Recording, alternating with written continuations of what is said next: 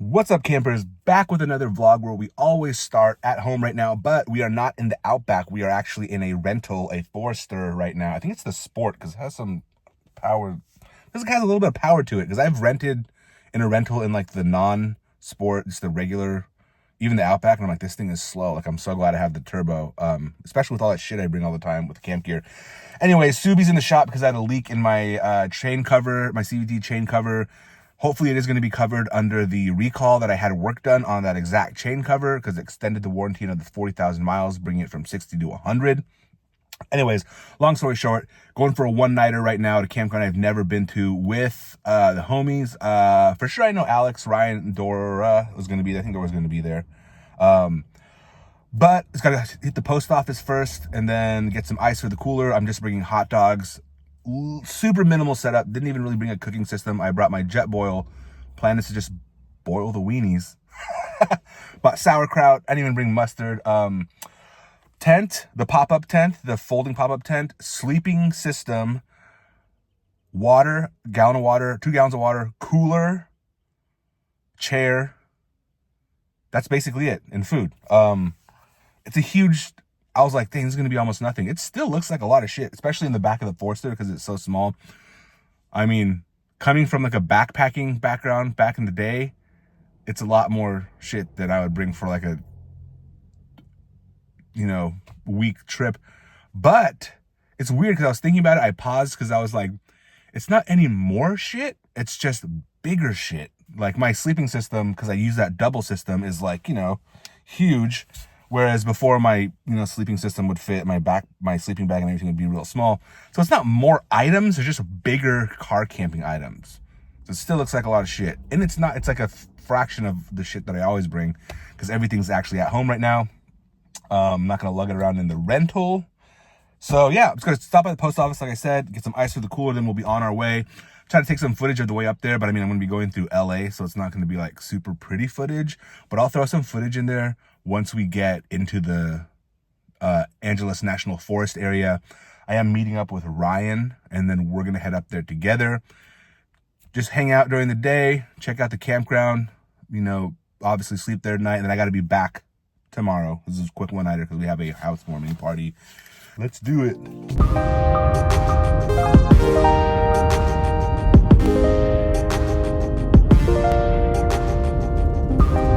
Turn right onto 106th Street East.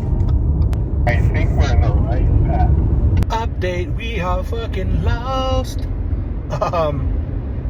We were lost. We know where we are, but there's a lot of road closures up here. And it was telling us one of the roads was closed, but the homies, Alex and Dora, said they were there last week, and I guess only one way is closed.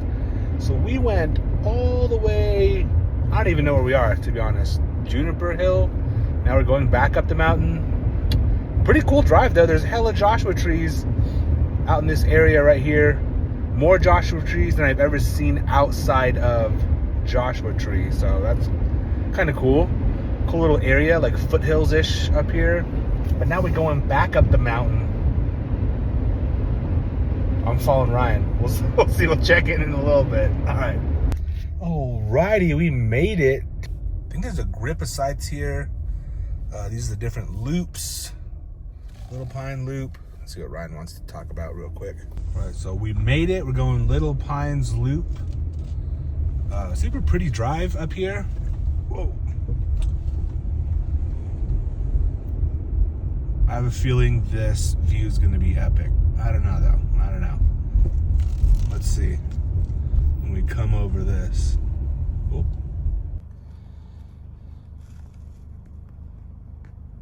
Here's the pay area. Rattlesnakes around here. We're going to pick the sites, then come back to pay. First come, first serve. It looks like there's nobody at the campground. Some stagnant water there. It might be mosquitoes. I don't have the thermocell. I bet you Ryan has his, though. I think we're looking for sites 21 and 22.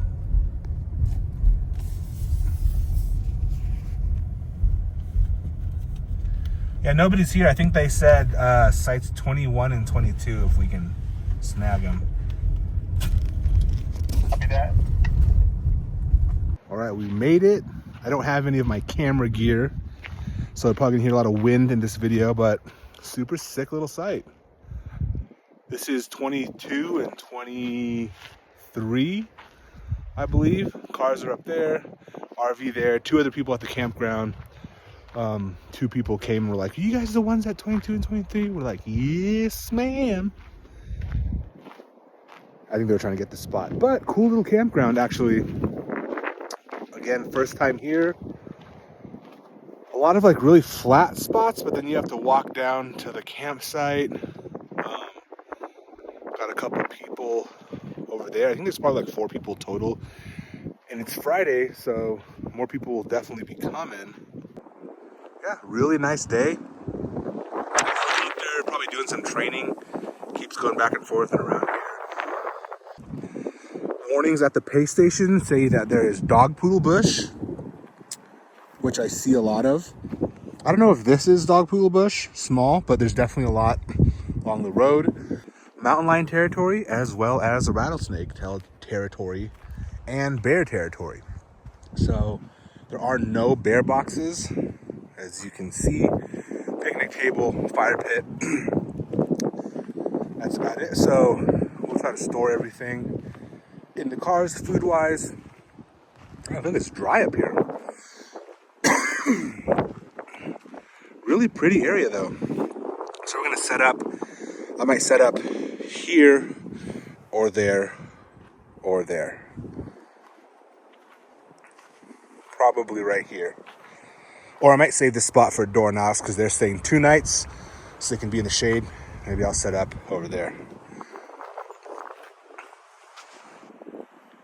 Roads going everywhere. I'll bust out the Peak Finder app so we can see what all this stuff is later.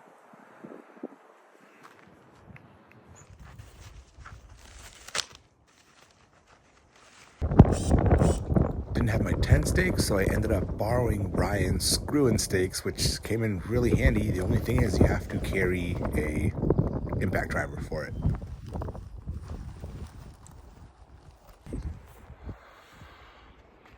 There it is. If it's windy, it's windy. I'm not even gonna guy it down. It's just the way it's gonna be. Sweet, thanks, Ryan. So actually the Nightcat is pretty big inside. Plenty of room for 2 people. 3 would be a crowd. 2 and a dog. A medium to small size dog would be good. Got the windows, pretty cool. The one thing that I do have to say, and this might be user error, first time we used it, we kept the doors, meaning the screen was closed, but we kept the doors open and it was pretty humid outside. And we actually got a lot of condensation on the inside of the tent before we even got in the tent. So by the time we got in the tent, it was already moist on the inside. Good and bad news is the outside of the tent was completely dry. So no moisture was like seeping through the material, which is good. But I think that it was just, we left the doors open and it was super humid. But something I will be looking out for. And once I do an official review, we'll see if that happens again. I'm gonna set up the sleeping setup real quick. Again, don't have my tripod or anything, so just gonna pull everything out and then we'll show you what it's like when it's all set up. I got the sleeping bag set up. We basically pack everything rolled up.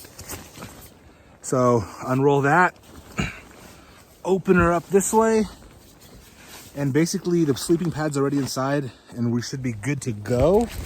Just gotta inflate it. Boom. Here's the thing though, I do not have my electric pump. So I'm hoping we have the sack in here. All right, because this will double as an inflator so that you don't have to use your lungs to inflate the sleeping pad, which will also deposit moisture from your breath into the bag. So what you're gonna do is close that deflate, open the inflate, and this opening, this nipple right in there, nipple, And then what you do is basically just open this up, fill it with air. That was bad, but open this up, fill it with air. When you squeeze it, it inflates. This is hard to do with no... Whoa, the tent is coming down. But it popped back up. We'll see how windy it is tonight. I might have to borrow some of Ryan's guy line. So here we go. Open, inflate this, squeeze to deflate it.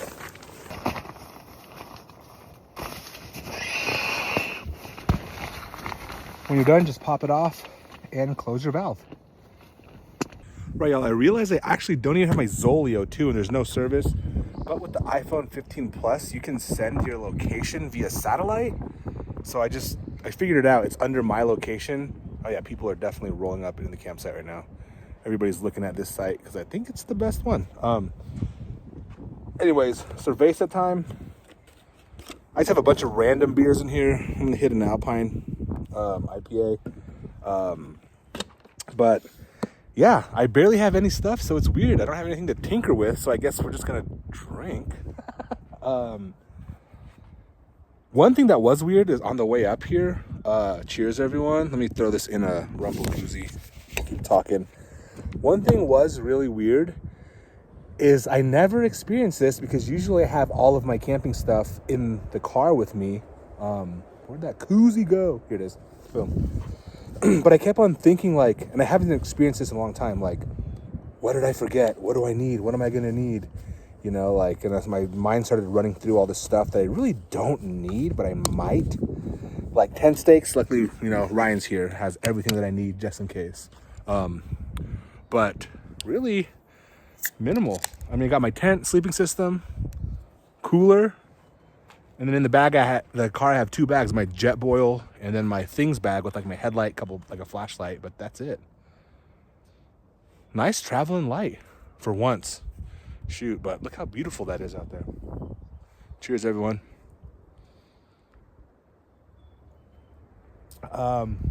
Alex and Dora, shout out, getting us to the spot. Your directions were right in the first place. They should be leaving around 6, so they'll probably get here around 7:30. I don't know, but we found it. We made it. Super chill little spot. I really like it. That might be it for the vlog. Catch up a little. Maybe some activities tonight. Have my camp chair. Ryan just got a big Agnes chair as well. He got the bigger one with the bigger back, which looks really nice. Yeah, I was watching a video. I don't remember the creator's name that was at this campsite. That a black bear came up on him when he was making some steak on the fire. So definitely bears up here. Again, we'll be bear conscious. Again, no bear boxes. But we should be good. Practice safe bear etiquette and all that.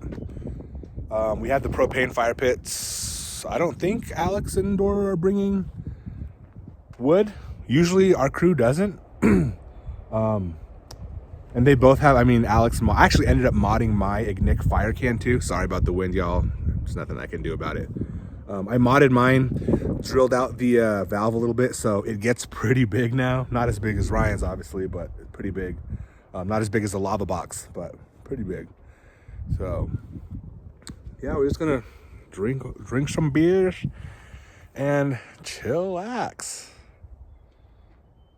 Yeah. Hopefully this vlog gets out way quicker than all the other vlogs. So I'll have a few up from the last few months, and then hopefully I'll put this one up pretty quick.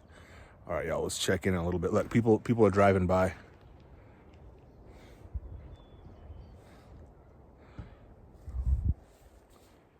Oh yeah, people are circling, looking for a spot. Even though we got lost, we got here just in time because I think everybody's looking for this spot. Shout out to the Black Cross Trek and Nissan Frontier if you see this video. Come chill next time. Late. Shout out to Ryan and Alex who let me cruise around the campsite on their bikes. This is Ryan's. I think I might get a bike. Felt like Debo, if you can't tell. Just got on my 40 Smoky.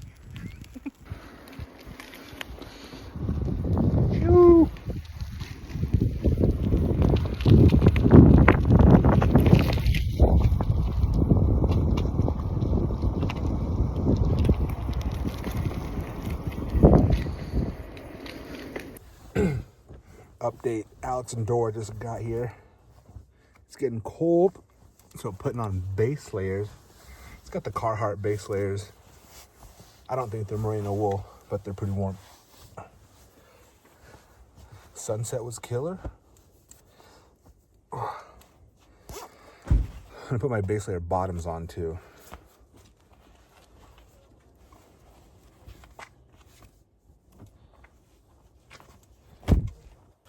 Probably gonna put on shoes too.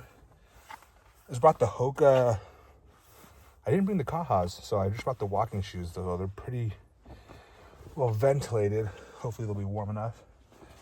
I do have merino wool socks on though. I don't trust the weather like I don't trust the government. Dora says there's no rain, so we'll see. Probably gonna switch to the beanie. Oh, I'm so much warmer already. Boom. Yeah. Dora and Alex setting up their tent. Quick update. That is straight up light pollution. I thought the moon was coming up or the sun was still going down. But that's just LA. Right? That's light pollution, right? Yeah. Dude, I swear I keep waiting for the moon to come up over there. That's gnarly. Yeah, that's just the light reflecting off the clouds. The clouds, yeah. Holy shit, that's gnarly.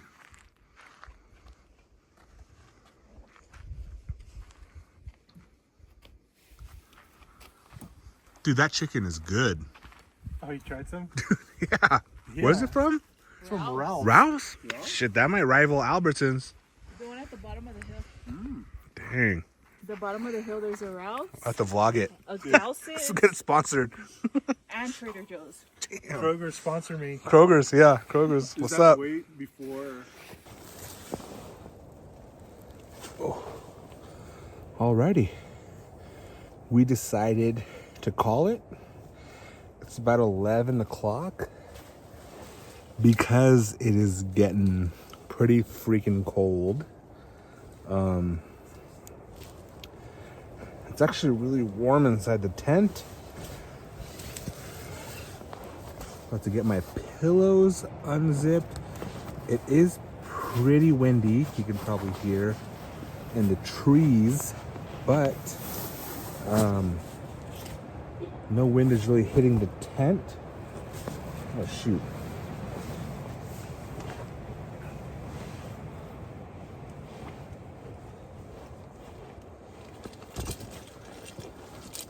Go for my rental keys.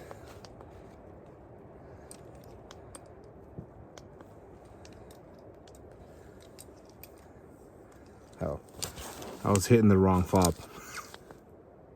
In the rental fob. All right, cool. Got one pillow, two pillows. I sleep with 3 pillows, even when it's just me. All right.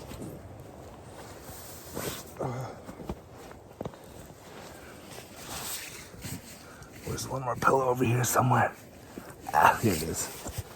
All right, UX. After a couple beers, UX to the tent, it feels like I'm sleeping inside of a roly-poly. That's what it feels like. That's what it looks like. Let's see. We're inside a roly-poly right now. After a few beers, feels like you're inside a roly-poly. Whoa. But, so, Dolomite 1 Duo. I do have a base layer right now, a cotton t-shirt,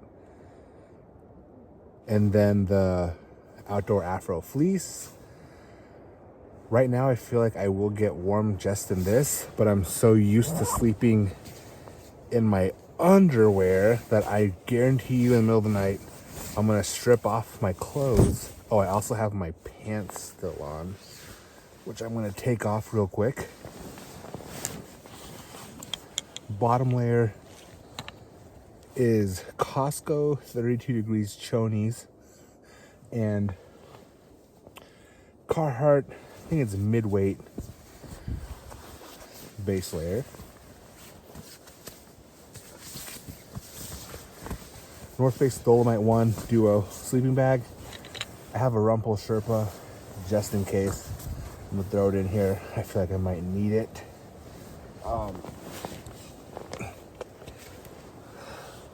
But yeah, let's take off my jewelry, my night routine. Throw it in the pocket. Take off my earrings, my plugs. All right, we're good. Boom. Sounds like something zipped right now. Might have been a sleeping bag. I'm gonna zip up the sleeping bag and there we go. Ooh, it's nice and toasty in here. Yeah, I'm definitely gonna probably take off this jacket in a bit. So yeah, good night. It definitely really feels like you're sleeping in a roly-poly or in like a tunnel in here. Let me see if I can turn on the light. Which is weird. Sleeping, it feels like a tunnel. Definitely feels different as far as UX than the Alpha Breeze. The Alpha Breeze feels really homey. Alpha Mountaineering feels really tenty. It feels bigger than a backpacking tent, but it feels like you're in a tunnel or sleeping inside of a roly-poly. That's what this tent really feels like. So anyways, we're headed to sleep because it's cold outside. Ryan just turned on the Jeep to warm it up because Ryan forgot his blankets, but he does have a Rumpel flame and a quilt from his hammock, so hopefully it's not too cold tonight. Ryan, hopefully you don't freeze. Anyways, we'll check in the morning. Let's go. Lights out, glasses off. That's lights on. Morning.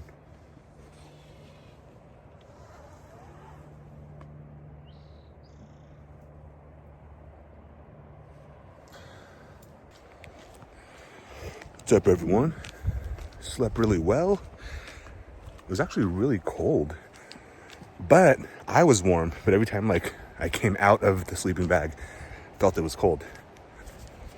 Alrighty, so yeah, the nightcap tent material is waterproof, but it also doesn't breathe at all. So look at all of this. This thing is completely wet on the inside. I have both the screens open right now, so I'm airing it out. Let's go inside and see if it's dry at all.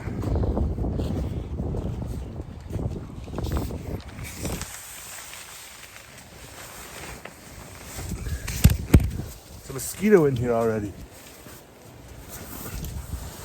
All right. Okay, so I've had the tent open for like an hour and it is dry on the inside now. Honestly, I don't even know if you were to open the windows because they're so low. I mean, they're here and the ceiling goes all the way up here, and your breath would just be up here. Oh, it is still wet a little bit. I don't even know if that would work. Dora suggested we have those dehumidifier pads, using some of those. I don't know if you can tell on the floor here too. The condensation just underneath the tent. So the floor is actually not wet, but you can tell that it's maybe wet underneath. So the material, again, is waterproof, but it's not breathable. I almost wish they had a vent up here, but with the rain flap that hung over. So like if this vented. So yeah, this will all go into the official review, but yeah, we're gonna probably head out of here pretty soon. Use the bathroom. I barely have anything to pack up, which is nice. Probably didn't want to stop at a lookout on the way and look at Mount Wilson's observatory. So yeah, I'm gonna pack up and we'll update when we're headed out. All right, we're gonna do a packing up of this nightcat tent. It's actually not too bad. Just bring it together on the side. Turn it sideways. This kind of comes into itself.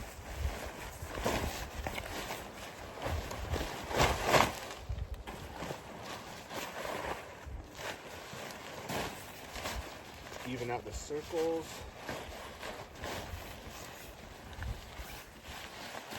Get it in the long way, like this, and then I think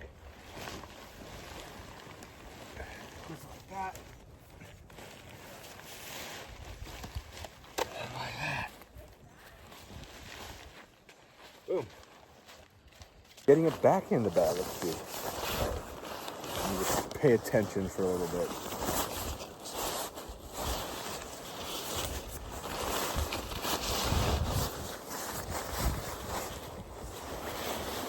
There we go.